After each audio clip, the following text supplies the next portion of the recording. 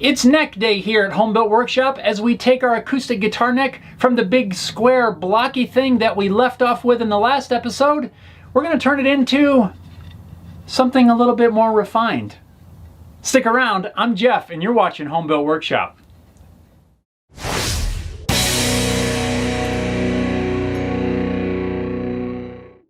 What's going on, everyone? Welcome to Home Built Workshop. I hope your day is going fantastic. We're about to embark on quite the journey today. At least that's the plan. In the last episode of the acoustic guitar build, we got the neck started and this is as far as we got. But at the moment, these two pieces won't quite fit together yet. We're going to need to change that by cutting the mortise in the body and the tenon on the end of the neck. We're going to clamp our neck in our little vise here. Before I set up the jig, I want to make sure that the end of my neck block is square. I'm kind of ignoring the fact that there's a little gap here. Remember I said one of these blocks shifted when I glued it up? Since most of this is going to get routed away, that's not really going to be an issue. It just looks kind of weird. These blocks are square to each other, so let's move on. This is my mortise and tenon jig made by my buddy Matt over at Zimbelman Guitars. Link down below if you want to go check out his work. But this thing is really simple. This end is used to cut the tenon on the end of the neck. Then we'll reverse things, move this bracket here down to the other end, and we'll use that to cut the mortise into the body. So right now I've got it set up to cut the tenon.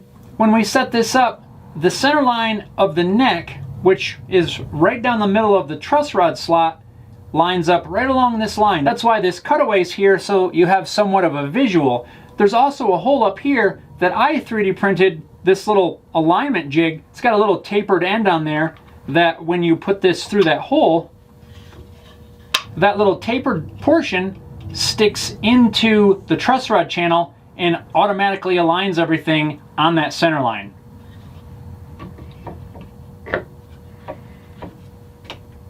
The little 3D printed pin kind of holds everything in place, doesn't let it move around, and now it's perfectly aligned where we need to cut that tenon.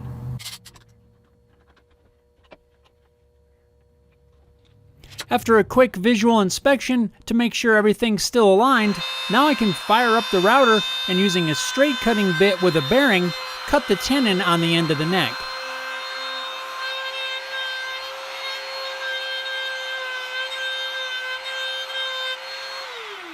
Once the final pass is done, before I remove the jig, I want to double check my measurement and make sure that I've cut the tenon deep enough. I'm glad that was the last pass. I about ran out of travel on that router bit. There's our neck tenon. This excess material is going to all get cut off later, so it won't quite look so weird. I'm sitting right at 19 millimeters, which according to the plan that I'm using is perfect. With the tenon complete, I can now set up the jig for the mortise. All I need to do are remove a couple of screws, shift this piece of the jig down to the end, and reinstall the screws.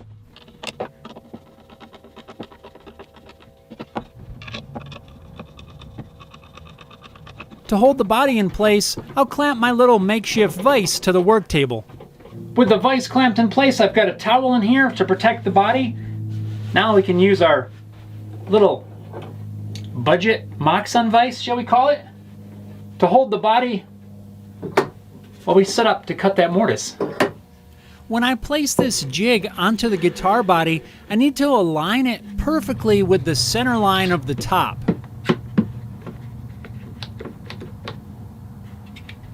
Once I'm confident the alignment is good, it's time to grab the router.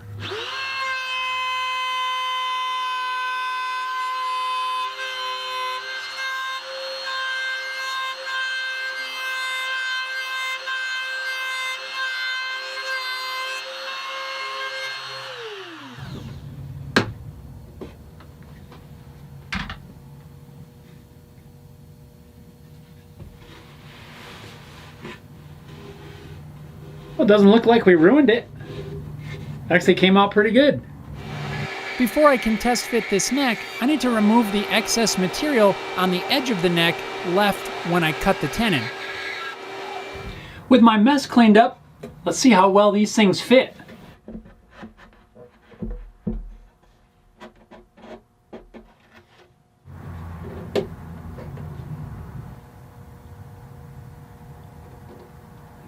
That fits pretty good. I'll take that. Looks kind of weird, doesn't it? Not a very comfortable neck to play. This is going to be basically a bolt-on neck. We're only going to be gluing down the fretboard extension. To hold this neck in place, we're going to install some threaded inserts into the end of this tenon. Before I lay out the locations of those holes though, I want to clean up this little area right here where this block of the stacked heel slipped around. The rest of it's nice and clean. We just need to clean this little area up.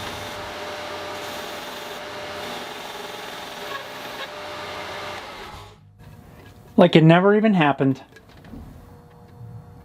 I'll be using threaded inserts installed in the tenon to bolt the neck to the body. We'll do a little bit of layout to mark out the locations, and then I'll carefully drill those holes with a hand drill. I'd love to be able to use the drill press here, but I just can't fit it under my drill press. After installing the threaded inserts, I'll then use some thin CA glue and wick it around the outside edge of the insert. This will just help lock it in place and hopefully prevent it from ever coming loose later on down the road.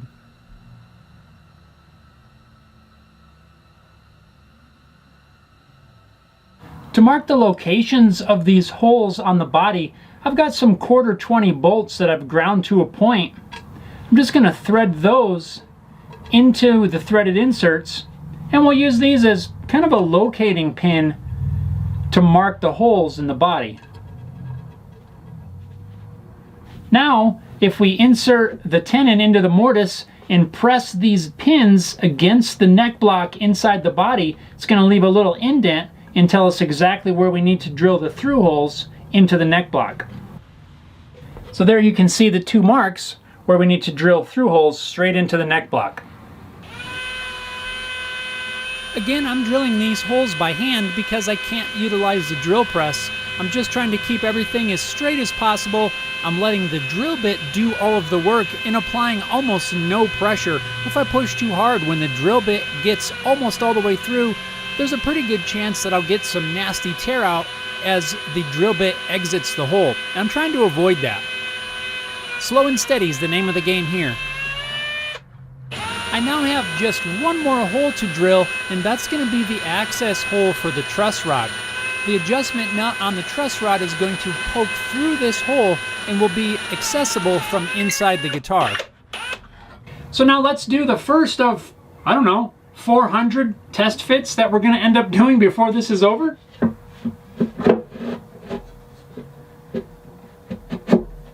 First bolt is threading in.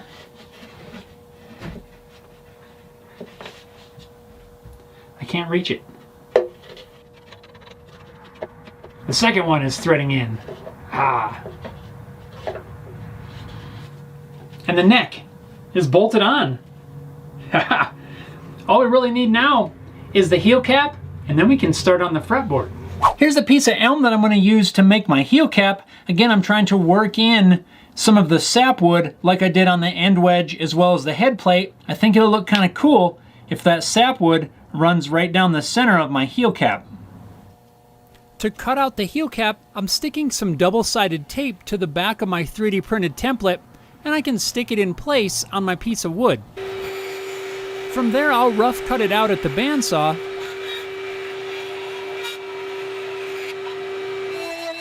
and then I'll use my little router sled thingy, technical term, to very carefully route the piece flush with my template.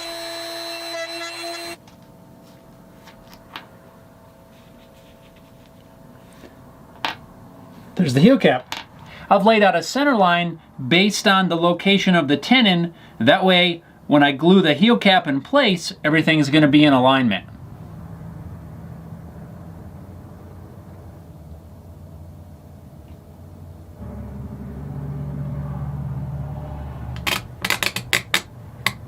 With the heel cap clamped in place, I'll set this neck aside for now and begin working on the fretboard.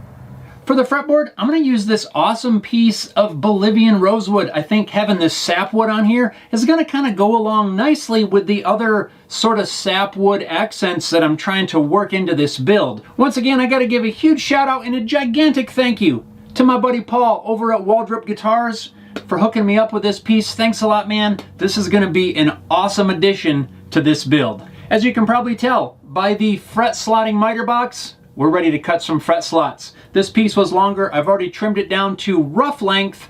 I've jointed one edge on my shooting board. All we need to do is stick this thing down to our template and start cutting some fret slots.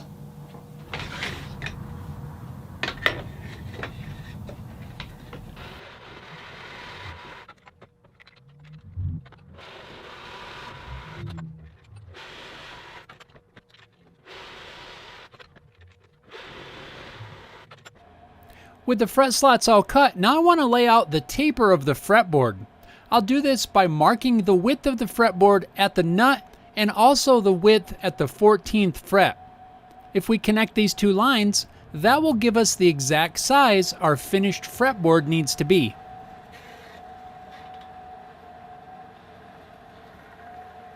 With those two marks connected, that's defined the shape of the fretboard. We've got our taper marked out. Now we can cut carefully outside of these lines on the bandsaw.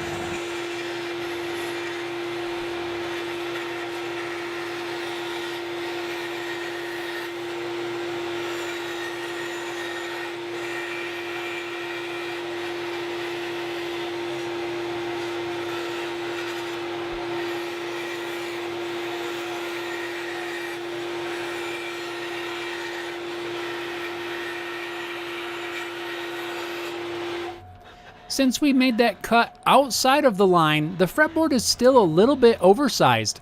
To bring it down exactly to my pencil line, I'll use my shooting board and a hand plane to fine-tune that edge. This works really well. With the fretboard dimension, now I'm ready to install the fretboard markers. Now I'm not going to cover this in great detail because I've done this exact same process in several videos. I'll put a couple links down below in the description. Apparently I lost a video clip or two, but here's the fretboard before the fret markers, and here it is after the fret markers. I'm now ready to install the side marker dots. Now in the past, I've laid these out by hand and drilled them on the drill press, but there's a little bit of wiggle room there, and it's possible that you can get them that aren't quite in alignment. When I'm building an electric neck, I usually do the side markers after the fretboard is glued down. The difference here though is that we need to get the markers on over the fretboard extension, and that's going to be really tricky to do once we glue this in place. So we need to go ahead and do that now. To hopefully make that a little easier, I fired up the 3D printer and made a little drilling guide which will align the fretboard marker at a precise amount off of the bottom edge. So all I need to do is lay out the locations, and then I can use this jig, and I've got a little pencil line on here, drill my hole. There's a little guide hole here. I can drill my 3/32 hole, and hopefully by using this little jig, it'll help me keep them in a nice straight line. Now there are some companies that manufacture something similar to this, but this is a lot cheaper. Let's drill some holes. I have the locations of these side dot markers already laid out on my fret slotting template, so all I need to do is align that with my fretboard and mark the locations. From there, I'll just clamp the jig down, insert the fretboard with the fret slots facing up, and I'll align my mark on the fretboard with my mark on the jig, and we can start drilling.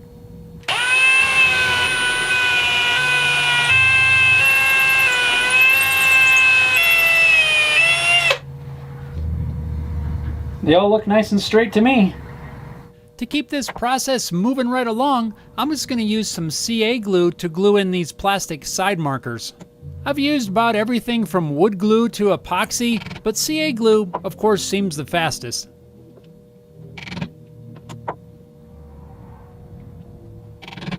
Once the glue's dry on the side marker dots, I'll just use a sharp chisel and just trim them nice and flush.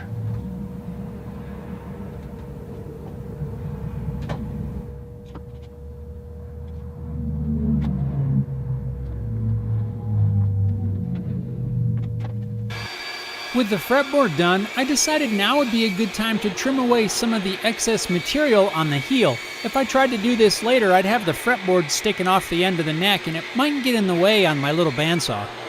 Well, I think now is a perfect time to get this fretboard glued in place. I've got the neck bolted onto the body. That way everything is nice and solid, and we can very carefully align the center line of our fretboard with the center line of the neck, which then needs to line up with the center line of the body. So let's do some alignment. I'm adding a little spring clamp to the fretboard just to give it some tension so that I can more precisely position it and I don't have to worry about it sliding around as easily. I've got my center line marked on a piece of tape down here. It's kind of hard to see on the actual piece of wood, so I just added a little piece of tape, and that right there looks really good. My straight edge aligns with the center line of the body and the center line of the neck. That's where the fretboard needs to live permanently. Here you can see my setup now that I have the fretboard located. I've used some scrap pieces of wood stuck to the edges of the neck with some double-sided tape. This helps keep everything in alignment. Once I apply glue, the blocks of wood help prevent the fretboard from slipping around and losing its position. I picked up this tip of using the scrap blocks like this from Eric Schaefer in his online guitar building course. It's a great tip and it works great for holding things around during glue ups. I've even found other uses for this sort of thing outside of guitar building. It's just a cool little trick to kind of help keep things in alignment. I'll put links to Eric's website down below in the description. You can check it out. I don't have any affiliate deal or anything like that with Eric, but he's got a lot of information on there, and I think you should go check it out, especially if you're into guitar building. I've got all my clamps out. Clamping call. Let's glue this. When I'm applying the glue, I have the truss rod in place, but I do have the truss rod channel covered with some masking tape. I'll insert the carbon fiber rods just before installing the fretboard. I don't mind if some glue gets down in those channels. That's not going to affect anything. It's glued. Now we just need to take our scrap blocks off. If you don't remove those alignment blocks right away, there's a chance that they're going to end up glued to your neck from squeeze out. So don't forget to take those off. The last thing that I want to do before letting this dry overnight is just try to clean up as much of the squeeze out as I can. I suppose since most of this outside is going to get carved away anyway, that it's not a big deal, but I like to try to clean up what I can anyway.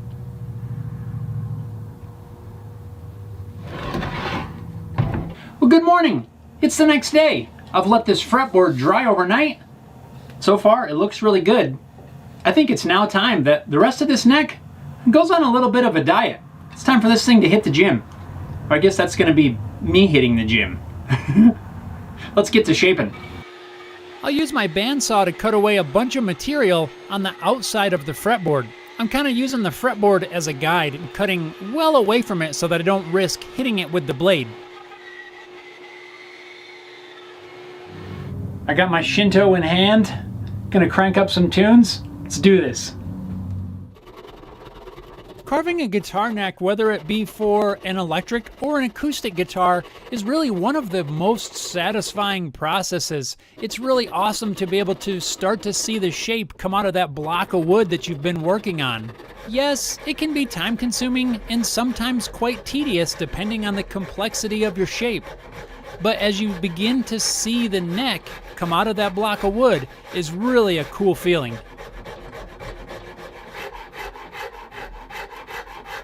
Now, if you were to ask me what's the process for carving a neck, that would be a hard question to answer because I don't know of any set of instructions to walk you through the process. It's kind of an organic process in that once you start carving one area, pretty soon you're going to need to shift to another area to remove some material. And then from there, you're going to need to shift to yet another area to remove some more material. Everything sort of works together and has to get removed together, if that makes any sense. I end up changing positions a lot as I work the material down to the final size.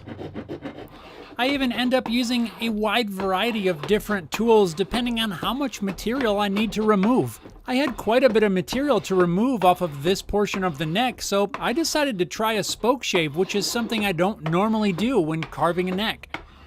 From there, I grabbed my homemade rolling pin sander to help me shape the volute, which is something I've never included on a neck before.